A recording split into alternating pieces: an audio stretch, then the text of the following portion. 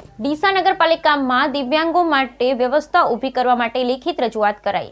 ડીસા નગરપાલિકામાં કામકાજ અર્થે આવતા દિવ્યાંગ અરજદારોને અનેક મુશ્કેલી ભોગવી રહ્યા છે। દિવ્યાંગ અરજદારો લોખંડની સીડીઓ ચડી પાલિકા કચેરી ખાતે અવરજવર કરવા માટે મજબૂર બની રહ્યા છે। ત્યારે વારંવાર પાલિકા કચેરી ખાતે લેખિતમાં મૌખિકમાં રજૂઆત કરવામાં આવી હોવા છતાં કુંભકર્ણની નિદ્રામાં પહોંચી રહેલા અને સત્તાના નશામાં ધૂત રહેતા લોકોએ દિવ્યાંગ અરજદારો માટે કોઈ જ વ્યવસ્થા ઊભી કરી શક્યા નથી। એક તરફ પાલિકામાં પારદર્શક વહીવટની વાતો કરી કરોડો રૂપિયાની એજન્સીઓને ચૂકવણી કરી દેવામાં આવે છે, પરંતુ પાલિકામાં દિવ્યાંગ અરજદારો માટેની વ્યવસ્થા ઊભી કરવામાં પાલિકા પાસે નાણાંનો અભાવ હોય તેવું દેખાઈ રહ્યું છે। બીજી તરફ પાલિકા દ્વારા જાહેર જનતા માટે હેલ્પલાઇન નંબર જારી કરી ફોટો સેશન કરી વાહવાહી મેળવી શકાય છે, તો દિવ્યાંગ અરજદારો માટે હેલ્પલાઇન નંબર કે બેલ વગાડી નીચે ઊભા દિવ્યાંગ અરજદારોના કામો પણ થઈ શકે છે, પરંતુ એના માટે પણ સત્તાધીશોની દાનત હોવી જોઈએ। થોડા મહિના પહેલા આમ આદમી પાર્ટી શહેર પ્રમુખ સુભાષભાઈ ઠક્કરે પાલિકાના તત્કાલીન ચીફ ઓફિસર રજૂઆત કરતા ચીફ ઓફિસર માનવતાના ધોરણે દિવ્યાંગ અરજદારો માટે પાલિકા કચેરી નીચે બેલની વ્યવસ્થા ઊભી કરવામાં આવી અને કોઈપણ દિવ્યાંગ અરજદાર બેલ વગાડે તો તુરંત પાલિકા કર્મચારી નીચે આવી દિવ્યાંગ અરજદારનું કામ કરી પરત નીચે આવીથી દેવાથી દિવ્યાંગ અરજદારોને પડતી મુશ્કેલી દૂર કરવામાં આવી હતી,